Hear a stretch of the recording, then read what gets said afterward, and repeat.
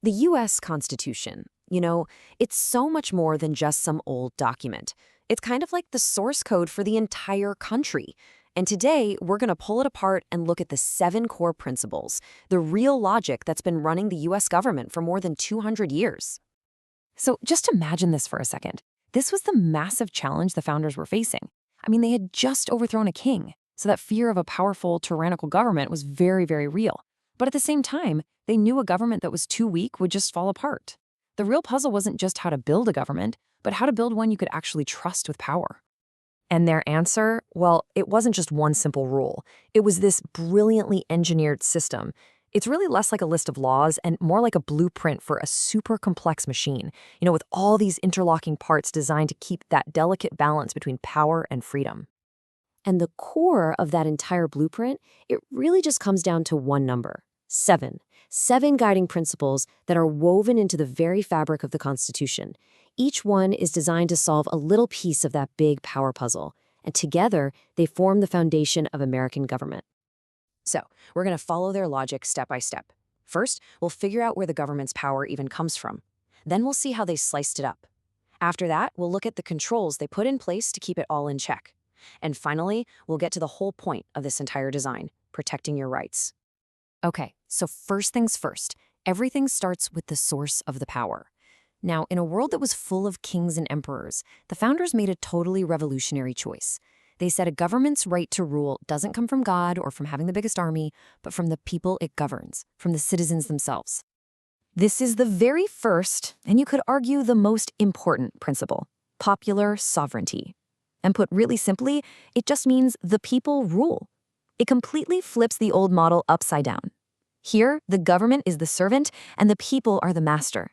Any power the government has is basically on loan, given to it by us. And you see this idea baked right into the first 3 words of the Constitution. Think about it. Not "we the king," not "we the government," "we the people." That is such a powerful statement, telling you exactly where the authority comes from, before anything else. But, okay, how do millions of people actually rule? I mean, it's not like we can all get together and vote on every single law, and that's where the second principle, republicanism, comes in. It's the how-to guide for popular sovereignty. We use our power by choosing representatives to make those decisions for us. And this is the system you and I live in every day. Seriously. Every time you vote for a member of Congress or for the president, you are practicing republicanism. You're activating your piece of popular sovereignty, and you're entrusting it to someone who you hope will represent your interests. All right, so the power comes from the people. Got it. But raw power, even when it comes from the people, can still be pretty dangerous. So the next big challenge for the founders was basically architectural. How do you contain all that power? And their solution was just so elegant. You don't try to contain it, you divide it.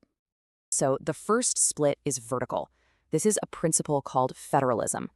Instead of having one single all-powerful government, power is shared between 2 different levels: a national government for the big stuff that affects the whole country, and then state governments to handle things a little closer to home. And this makes that abstract idea really concrete. The national government, they're the ones dealing with printing money or declaring war. The state governments, on the other hand, manage the day-to-day stuff in our lives, like running local schools or issuing your driver's license. But hey, even a divided national government was still a major concern. So the founders added another layer of division, but this time horizontally. This is the one you probably heard of, the separation of powers. They took the basic jobs of any government, making laws, enforcing laws, and interpreting laws, and they split them among 3 totally separate branches. That way no single group could become too strong. You can think of it like building a house. Congress, the legislative branch, they're the architects who design the laws. The president, who leads the executive branch, is the construction crew that actually enforces those laws. And then the courts, the judicial branch, they act like the inspector, making sure the laws are being applied fairly and constitutionally. By keeping these jobs separate, no one group can control the whole project. Okay, so the power is divided up. But what's to stop one branch from just trying to take over another's job? Well, the next phase of the blueprint introduces some active defenses, a set of rules specifically designed to make the branches police each other. And this brings us to checks and balances. It's a system that's actually designed to create a little bit of conflict. Each branch is given the ability to block or check the power of the other two. The goal isn't to make everyone get along perfectly. It's to create this kind of productive friction that slows things down and stops any one branch from just running away with all the power. So here's a classic example of that power struggle in action. Step 1, Congress passes a law.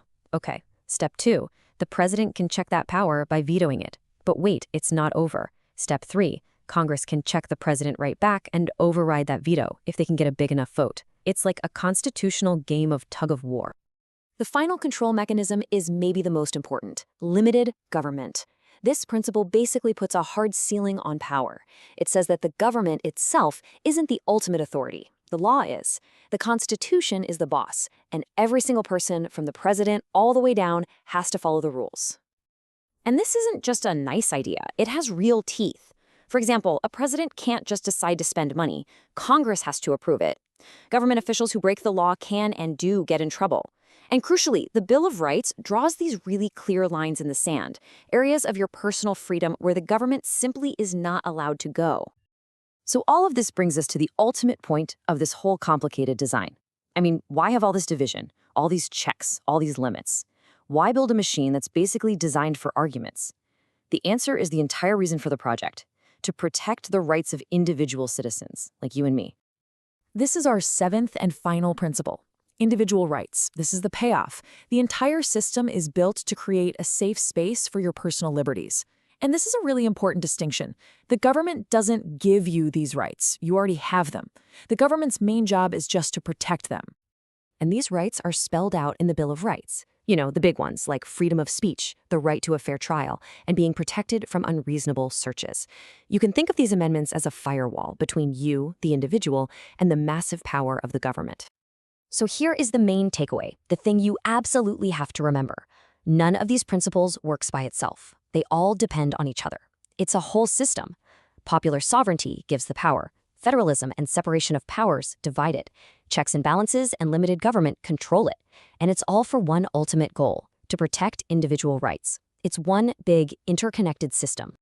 But you know, this blueprint is more than 2 centuries old. It was designed for a world without the internet, without nuclear weapons, without any of the challenges we face today. So the real question for us now is, in a world the founders couldn't have even dreamed of, what is this system's greatest strength? And maybe more importantly, what's its biggest weakness?